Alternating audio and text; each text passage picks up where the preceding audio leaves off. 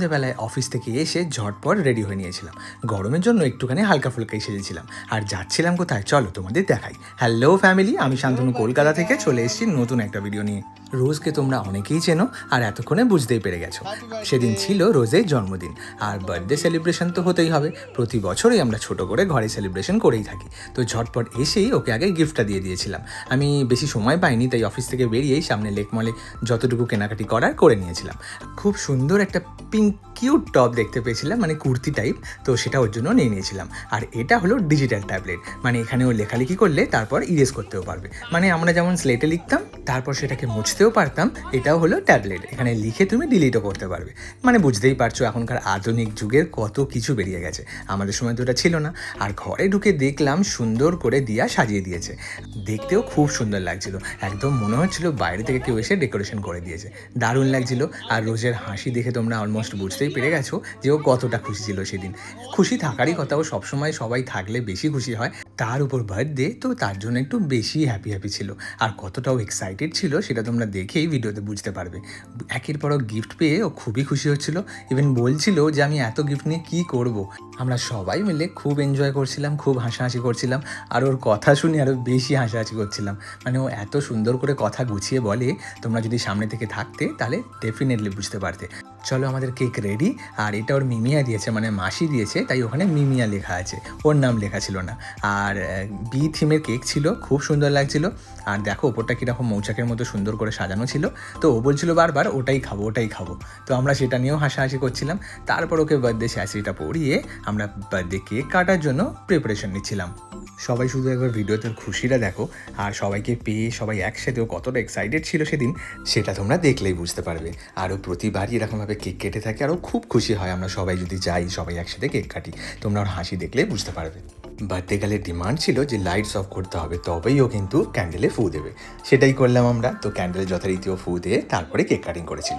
আর দেখো ওর cake cutting মুহূর্তটা কতটা সুন্দর ছিল।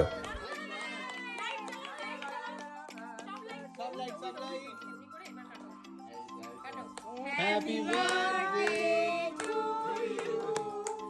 Happy birthday to you. Happy birthday dear Eva.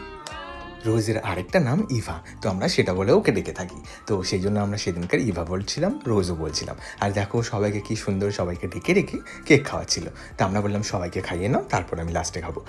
তারপর একে একেও সবাইকে কেক খাইয়ে দিয়েছিল। আর এই দিনগুলো খুবই মেমোরেবল হয়ে থেকে যায় আমাদের জীবনে।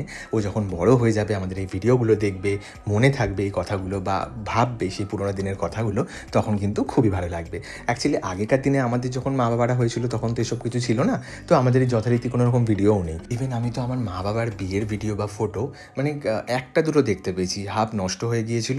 আর বাকি তো ভিডিও ছিলই না, কয়েকটা ফটোই ছিল, সেটাও প্রায় জ্বলে গিয়েছিল।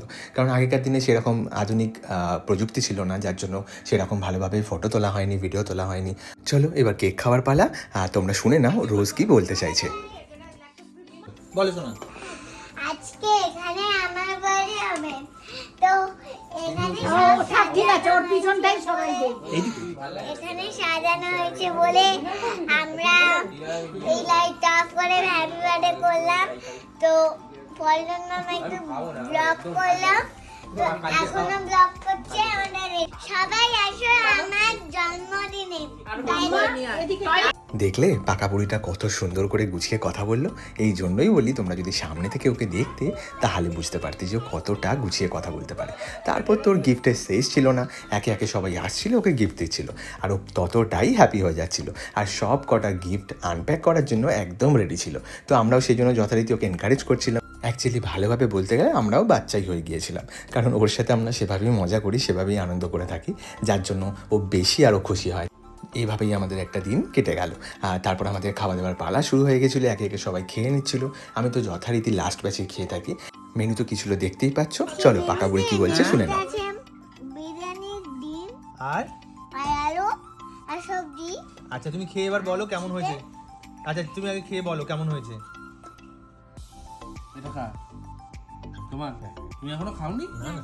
থেকে আমার মাথা খারাপ হয়ে যাচ্ছে, কারণ এটা আমার খুব ঝাল লেগেছে। ও ঝাল লেগেছে খুব ও আচ্ছা একটু ওকে ভাই উফ, এত অ্যাক্টিং জানে না, তোমরা দেখলে বুঝতে পারতে।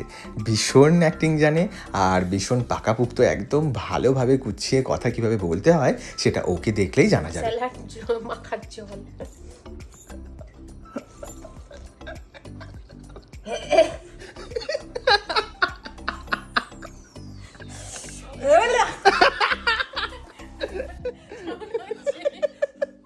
কি করছে রে মামনি দেখছিস?